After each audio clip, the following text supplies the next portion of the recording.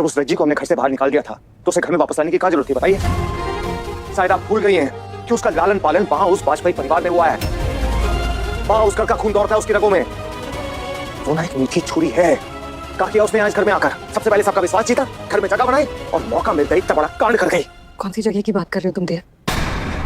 आज तक तुमने कभी रज्जी को अपनी बहू माना है?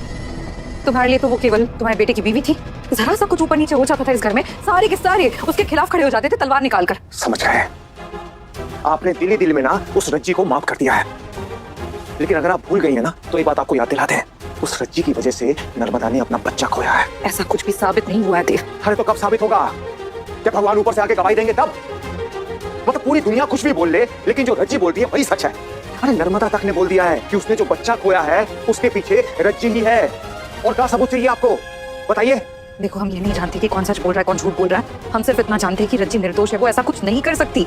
और हम रज्जी को इसलिए दोषी नहीं मानेंगे क्योंकि वो वाजपेयी परिवार से आती है। उसी परिवार से हम आते हैं देव। तुमने तो हमारे साथ शादी कर ली। नहीं।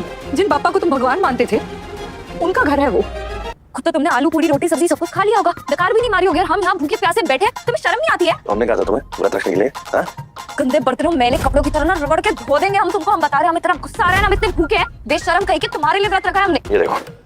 ये क्या है? इतना सारा खाना? एक सेकंड, ये हमारी लास्ट मील है क्या? हमें इतना सारा खाना खिला के मारोगे क्या तुम? इतना सारा खाना क्यों लाए हो? अरे तुम इतना जो मुंह चलाती हो ना, ये बातें करने के लिए नहीं, खाना खाने के लिए चलाओ। और वैसे भी हमारे पेट में ना मरोड़े मार रहे हैं, चूहे कूद रहे हैं, भूख लग रही है, हमने कुछ खाया नहीं है। एक सेकंड।